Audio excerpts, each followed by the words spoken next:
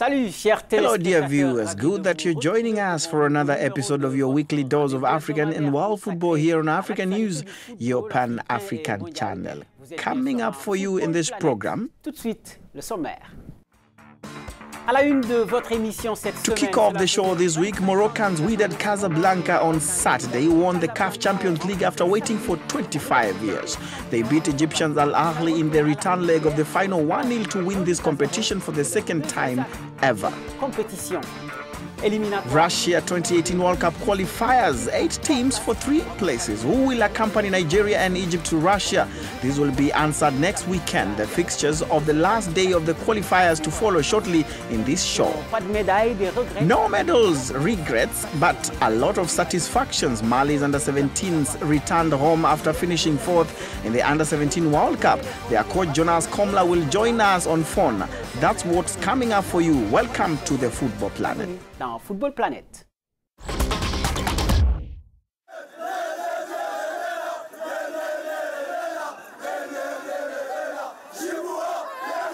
On est champion!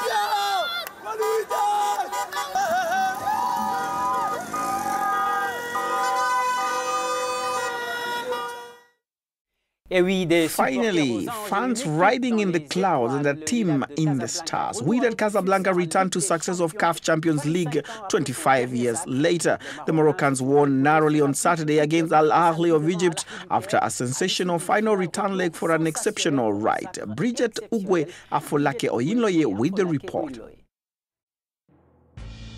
After a 25-year gap, Wydad Casablanca of Morocco became African champions for a second time after their victory on Saturday at the Champions League final. A narrow success 1-0 ahead of the most titled club on the continent, Al Ahly of Cairo. The first leg ended in suspense with 1-1 draw. After a tense first half, the Moroccan finally scored about 20 minutes to the end of the game. It was Wydad El Kati who annihilated the hopes of Egyptians by placing a victorious head. Wydad El Kati nodded a lone goal on 69 minutes to give the home team a 2-1 aggregate triumph after they forced a 1-1 draw in Egyptian coastal city Alexandria last weekend. It is destined that the Wydad of Casablanca will therefore represent Africa at the next World Cup of Clubs in the United Arab Emirates. The Moroccans will face the Mexicans of Pachuca FC on December 9 in Al Ain City. Wydad Casablanca now find themselves seated top of African club football with their second CAF Champions League title. Set up reminders also for the other continental final of the CAF Confederation Cup between TP Mazembe and SuperSport United. The match is scheduled for November 17th in Lubumbashi, just after the international weekend. A truce has to be called in the Russia 2018 World Cup qualifiers. As we told you in the headlines, there are only 3 slots remaining, and to look at them, 8 teams still have their chances, but not all of them have their destiny in their hands. This leaves room for a heated last day next weekend. Details with Armel Nga and Ignatius Anor. It is undecisive. The qualifiers for the 2018 Russian World Cup will be played after an intense suspense next weekend. Ivory Coast and Morocco are set to begin the qualifying match. The Elephants, outnumbered by the Atlas Lions, have no choice but to win their 3rd consecutive World Cup finals. This looks like a complicated task, but it is no different from the match between the DRC in its remote duel with Tunisia. The Leopards are uncertain about their fate yet, and also the defeat of the Eagles of Carthage and Libya. Already eliminated, the Libyans are moving to Tunis to try to salvage their honor. The most undecided group remains unquestionably the E group, where the 4 teams can still claim qualification.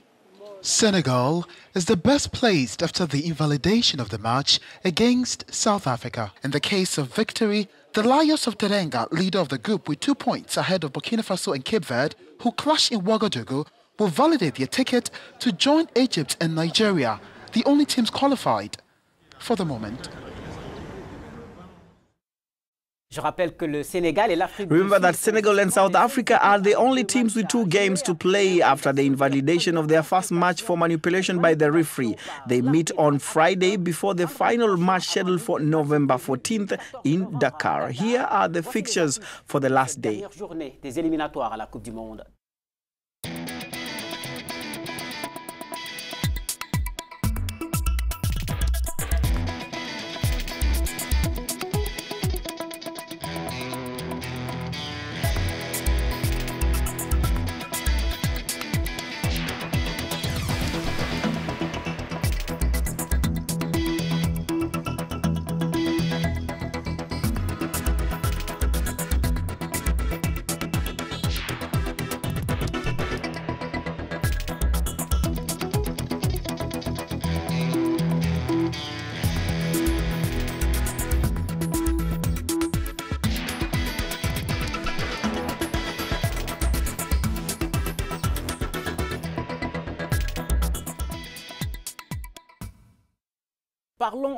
Now let's talk about another World Cup, the Under-17 World Cup won by England a little over a week ago, and back on the delivery of Mali, who finished in 4th place. To talk about it, we are in line with Mali's coach Jonas Komla. Hello coach, thank you for joining us in this show. First of all, congratulations for the feat. So coach, even without a medal, can we talk about satisfaction? Yes, I can say that there is satisfaction. Quite true that we wished we had the opportunity to be crowned, but at the end, we all had the best we could achieve since we had over 24 teams and finally we became 4th. This has already placed the Malian football team among young best African football teams.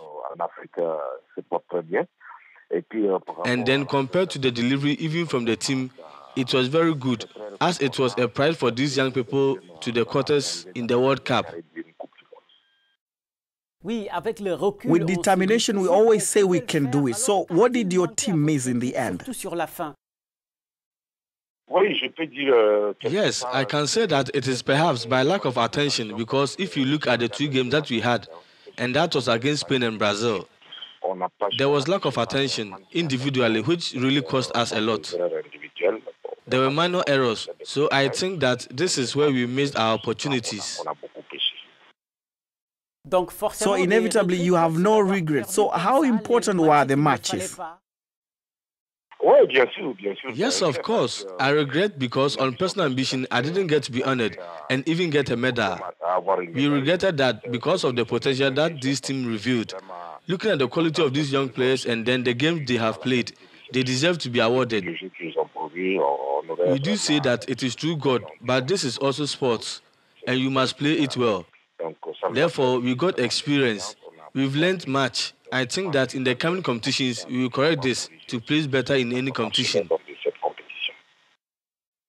These young people undeniably represent the future of Malian football. Is the manager there to help, to avoid what happened on the other talents that get lost before making it to the first team? Yes, of course. I think in Mali there is a follow-up and it's established. And even if you take, for example, the national team which played against Cote d'Ivoire a few weeks ago, it was composed only of young people who featured during the World Cup in Chile and then in New Zealand. Therefore, it's the cadets and juniors who have formed the backbone. Therefore, I think that in Mali, we really have to follow up with our players. It is the wish of the sports authorities of this country to improve young talents and give them value, Team A. Thank you very much, Jonas Komla, coach of the Under-17 national team of Mali. Now, this is probably the most popular Congolese club, but the Black Devils of Brazzaville are no more than a shadow of the giant they were a few years ago. Saved after relegation after a particularly difficult season, the club is trying to get up, and it is with this in mind that their new leadership board was elected on Saturday. General Jean-François Ndenge is a rather ambitious president, as he confided in our correspondent Harvey Kiminumisu. Patrimoine national, Diable Noir se veut désormais. The Black Devils, considered as the pride of Congo, are ready to win the next championships. alongside other competitions in Congo, which could later take them to a higher level in African competitions. Successful sportsmen and businessmen in Congo have decided to put together resources for the Black Devils to regain their place at the helm of Congolese football. That was Jean-François Ndenge, the new president of the Black Devils of Brazzaville, Congo. Here is the reaction of the vice president of the Congolese Football Federation, Charles Otende, still on the microphone of Harvey Kiminomwisu. The Black Devils, as you know, is a great team in Congo, present on all fronts, even historically. Nothing can be done here without the Black Devils being present.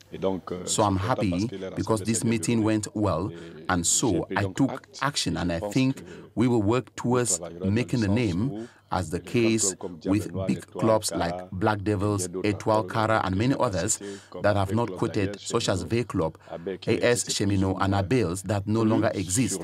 We will make sure that we work with all these clubs for the sake of our football. And now to some news on Benjamin Mukanju before the final whistle of this show. The captain of the indomitable Lions of Cameroon disappeared from the radar since his exile to China, but this weekend he re-emerged into the picture with a saving goal for his team Jiang Suning, which ensures its accuracy, as you can see in these images.